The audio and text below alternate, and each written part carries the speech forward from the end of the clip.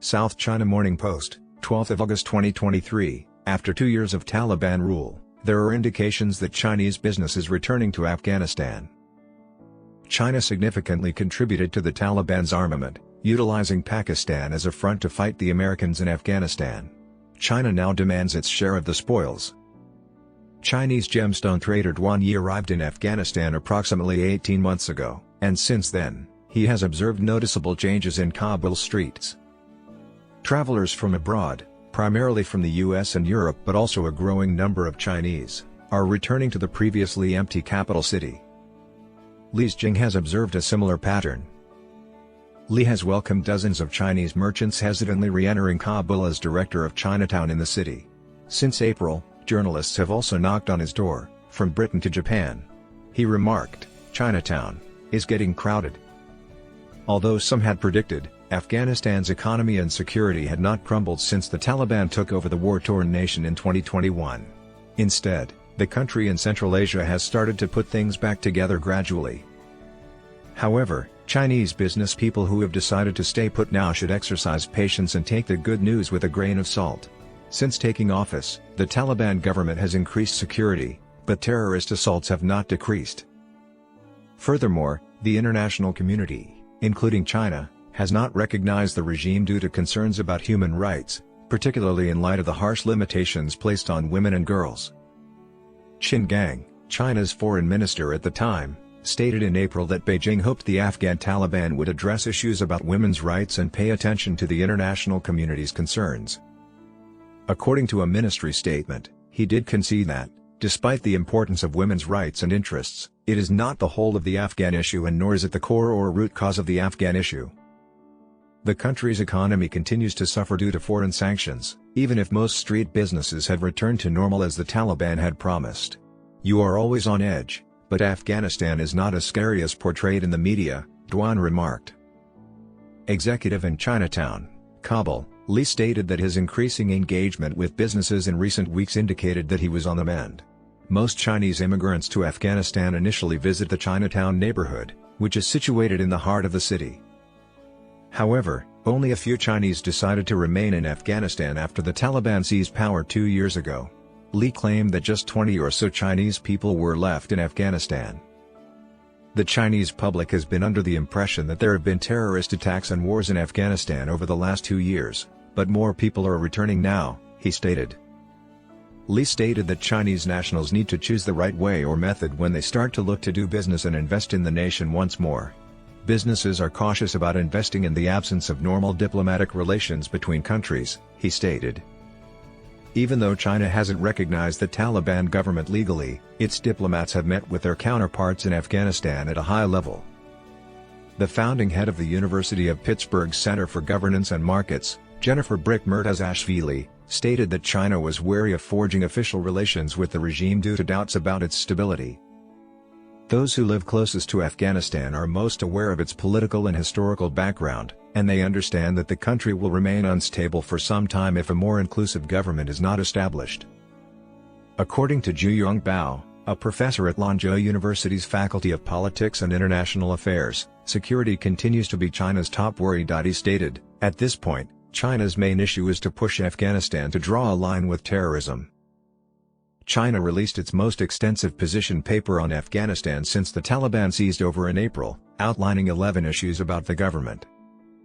3 of the 11 points in China's position on the Afghan issue specifically mention the Taliban's counter-terrorism efforts, and the report urged the Taliban administration to adopt moderate and prudent domestic and foreign policies. The Uyghur separatist group East Turkestan Islamic Movement, ETIM, which Beijing has partially blamed for ethnic tensions in its far western Xinjiang region, was featured in the report. According to Murtazashvili, China's top concern in combating terrorism is still Uyghur separatist organizations. China hopes that Afghanistan will be able to eradicate terrorist organizations, particularly the few Uyghur groups that have persisted in the nation. Strategically speaking, these organizations pose the most significant risks to China, the speaker stated.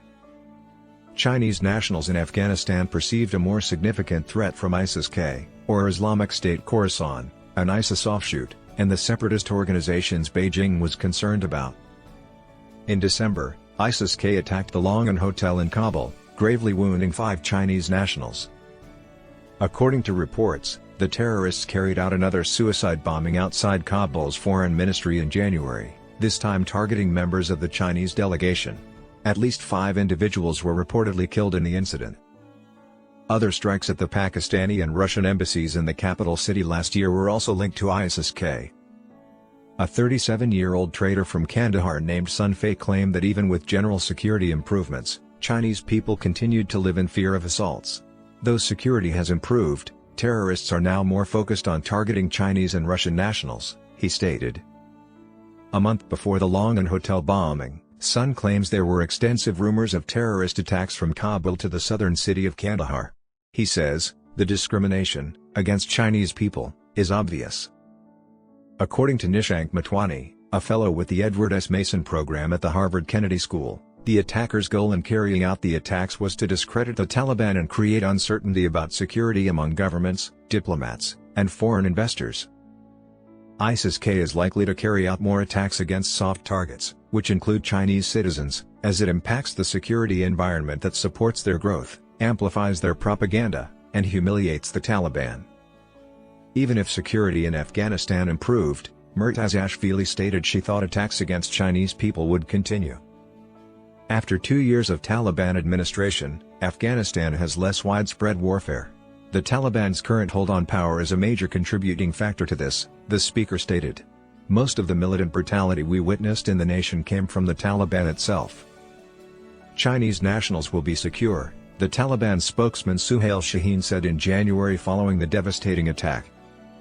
He declared, the current government expresses its commitment to upholding the safety of Chinese nationals and all other nationals traveling to Afghanistan, whether on business, vacation, or investment. The Chinese diamond trader Duan, who has previously resided in Pakistan, views Kabul's security cautiously. He remarked, to be honest, terrorist attacks against Chinese people were even riskier in Pakistan than in Afghanistan, but that doesn't mean we aren't concerned. Sun pointed to increased road traffic and lower airfares between Kandahar and Kabul over the previous year as evidence that security in the nation had improved. There are no longer bomb attacks or terrorist groups roaming the highways, which is why more people are driving, he stated. Still, Afghanistan's economic recovery will be protracted and challenging, taking years or even decades, without international recognition and a secure security environment. The reopening seems to have helped the nation's economy. The World Bank reports that the government of Afghanistan collected 8% more revenue in the first quarter of this year than the previous year. Zhu countered that although the data did indicate some signs of development or stability, much of this was due to foreign assistance. The country's economic programs are largely undeveloped, and there is still a massive hole in the entire budget of the Taliban, which is partially supported by foreign aid, he stated. Chinese businesses are still hesitant to invest in Afghanistan because of the potential for sanctions and security issues.